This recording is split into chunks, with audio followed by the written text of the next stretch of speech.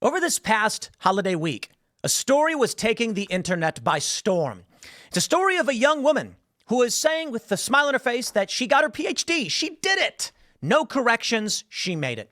Now, why would this story go viral?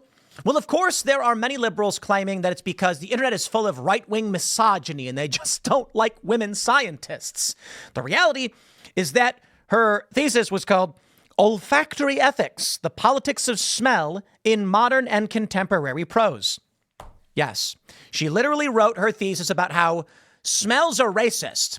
That's right, that because people smell things in fictional writing, let me clarify that, because there are descriptors of how people smell in fictional writing, it implies that people are racist to other people because they smell bad or something like that. Now, there are, of course, liberals defending her, saying it's made for experts to understand. No, this is the death of academia. This is some woman being like, I've got nothing to contribute to anything meaningful in society. So let me just say, smells are racist, and you're racist for smelling people. Well, I can't help that some people smell, and I smell them and find it unpleasant. There are, and this is a fact, not so much about race, but it's a diet. People smell differently based on the foods they eat. Fact. Like if you're on a keto diet, for instance, you may stink. What do they call it? Acetone breath. And then there are other diets that are, curry and other things. And this is, I don't know if it's urban legend because I'm not special forces or whatever. But I've heard that when people are going military, are going to be embedded in a certain area, they will eat the diet of that area for a few weeks so that they don't smell odd. You get accustomed, what do they call it? Nose blindness. Everybody around you's eating the same food. They all kind of smell the same, except for people who don't take showers. But if you go to another country where people are eating dramatically different things, you'll notice they smell different. And so this woman says it's racist. It's racist indeed. Okay, well, let's break this down. Let's talk about the absurdity of the modern condition. And we have this tweet from Homath. He says, this woman is why everything is falling apart. Well, let me just pause right there and say, well, this woman is not why it's all falling apart, but I get what he's saying. She is a component of the decline of, intelligent thought. She's got the ultimate BS degree, a PhD about why describing smells is racist. Okay, he put it better than I did. I read the abstract for you. It's full of BS language, unnecessary big words, and pretentious sentence structure. She could have said the same thing simply, but she didn't want to. No. Look, the argument that's being made is that she used academic language, and that's written for experts because they are pretentious. We get it. And she responded with, I don't express my ideas like this to regular people, but it still is on point to say it is jargon garbled nonsense where these people who want to sound smarter than you try and talk a certain way. Her thesis statement is basically, if you say someone stinks, people like them less. Like we all learned from watching cartoons when we were 4. She got a PhD for this. And from the looks of her, she probably believes that this entitles her to an extremely high status lifestyle. Yep. Remember this when they tell you that women are beating men at getting an education. Good luck to whoever has to pay off those loans. And don't forget, call her doctor. Okay, well, she linked her thesis. Wait, here's a response. What do you say? Law of Self-Defense said, to what extent was your PhD subsidized by taxpayers? And when do you plan demanding that middle-class Americans working trades pay off your student loans? And it says, the OP's photo clearly indicates that she did her PhD at the University of Cambridge, which is in the UK. Fair point. Yeah, I didn't say nothing about that. But I think we have her abstract in this Forbes article. There's a lot of nasty stuff there, for sure. I don't think anybody should be threatening her or whatever. But I'm going to read for you the abstract because this is the culture war, my friends. And this abstract exemplifies academia is dead. Education is fake. You've got to learn in the real world, do your own research, and figure out what is functional because the institutions are corrupt and they have failed. Anyway. Abstract. This thesis studies how literature registers the importance of olfactory discourse, the language of smell, and the olfactory imagination it creates. In structuring our social world, the broad aim of this thesis is to offer an intersectional and wide-ranging study of olfactory oppression by establishing the underlying logics that facilitate smell's application in creating and subverting gender, class, sexual, racial, and species-powered structures. Species! Lady, come on. Dogs smell like wet dog. Okay, we don't like it. Some people maybe do, I guess. She goes on to say, I focus largely on prose fiction from the modern and contemporary periods so as to trace the legacy of olfactory prejudice in today and situate its contemporary relevance. I suggest that smell very often invokes identity in a way that signifies an individual's worth and status in an inarguable manner. that short circuits conscious reflection. This can be accounted for by acknowledging olfaction's strongly effective nature in favor of a behavioral or cognitive solution that assuages the intense feeling most immediately. Olfactory disgust, therefore, tends to result in rejection, while harmful forms of olfactory desire may result in sublimation or subjugation. Seriously? Bifurcated affective spectrum of olfactory experiences, drawing attention to this displeasurable olfactory relations that have socio-political utility. I argue that literary fiction is not only an arena in which olfactory logics can be instantiated, but also a laboratory in which possibilities for new kinds of relations and connections can be fostered and tested. Chapter 1 explores how smell can be used to indicate class antipathies, partly as they relate to homelessness, beginning with George Orwell's seminal nonfiction text, The Road to, Wigan Pier, before considering Lane Sinclair's The Last London and Bong Joon-ho's Parasite. In Chapter 2, I explore the fantastical, idealistic, and utopic thinking that surrounds olfaction, which presents smell as a fundamentally non-human by addressing J.M. Coetzee's Disgrace, Virginia Woolf's Flush. Heavens me, I'm not reading the rest of this. In layman's terms, when people smell bad, it is used as a classist, gendered, sexual, racial, or species-related matter of oppression. Lord, help us. But you know what? This reaction is exactly what needs to happen. Now, I will stress, the people that are saying nasty things to this woman, like threats and stuff, like, dude, you are making things worse. And you also are an example of everything that's wrong. You've got the snooty, over-the-top, let me explain to you quite briefly. Well, smelling someone can be a tool of oppression. Species-related is my favorite. Skunks stink. You stop oppressing the skunk.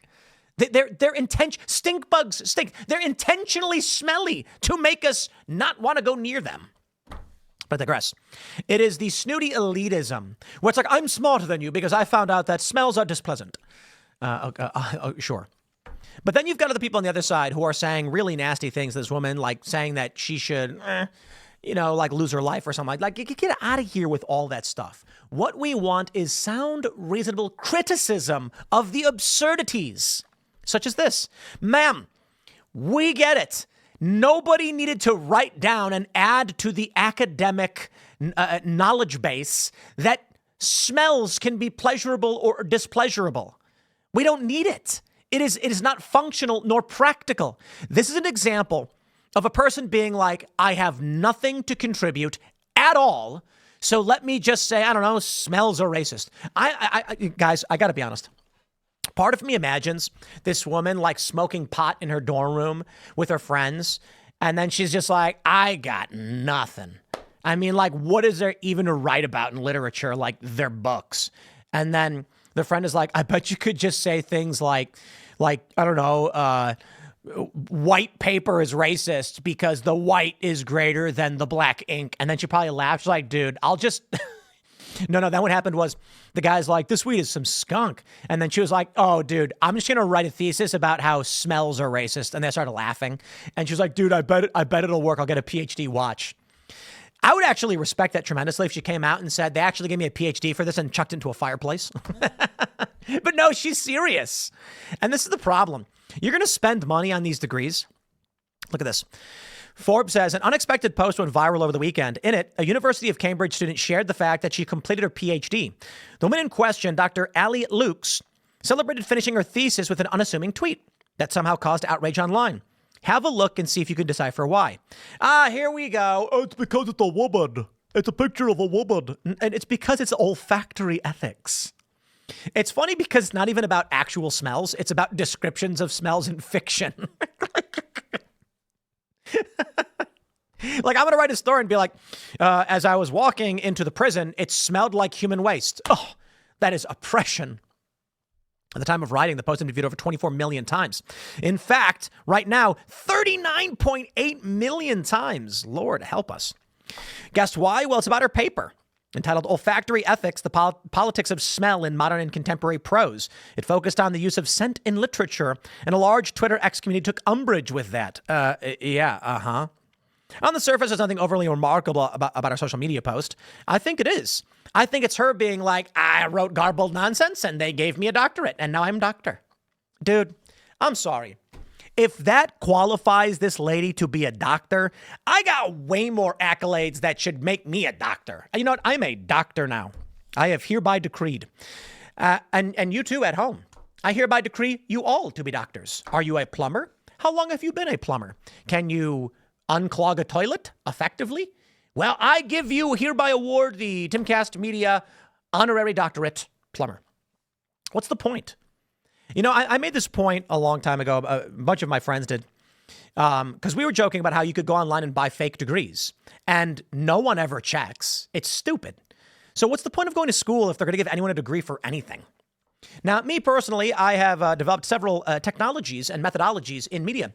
In fact, I and my cohorts were the first ever to use aerial drones for media broadcasting and news coverage. Fact. I and my cohorts were the first to do a live video broadcast via aerial drone. That's right. For this, I was brought on by a university and which was sponsored by a government agency as well as a media corporation to go down and select the first ever drone testing site. And I did. No one really showed up. It was me and like one guy from the AP, but that's all true. I'm not kidding about that stuff. So back in 2011 during Occupy Wall Street, some friends and I, we took an AR Parrot drone, which could broadcast video from the drone to your phone. And we simply hacked it to broadcast that signal right over the internet. And we used it during an Occupy Wall Street protest. It was very cool. I don't have a degree.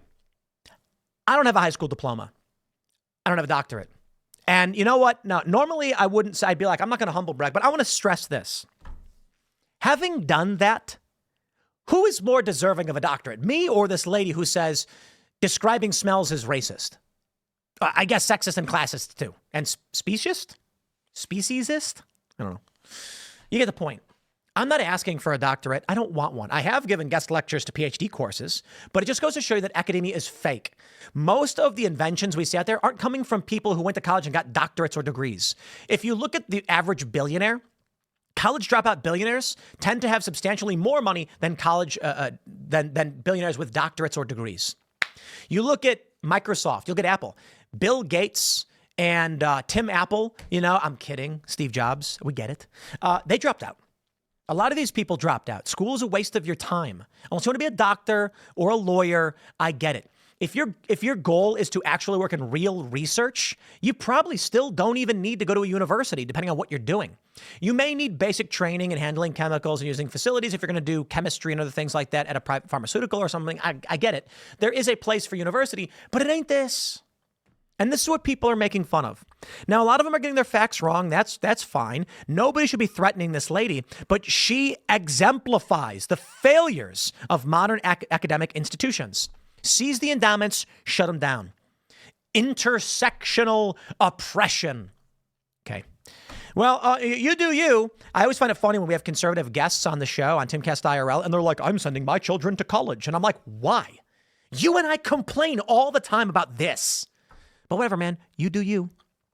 I'm going to wrap it up there. Smash that like button, share the show with everyone you know, become a member over at timcast.com to support our work. And you too, as a member of timcast.com, have a degree. A PhD, if you sign up at a $10 level, you get an honorary bachelor's degree.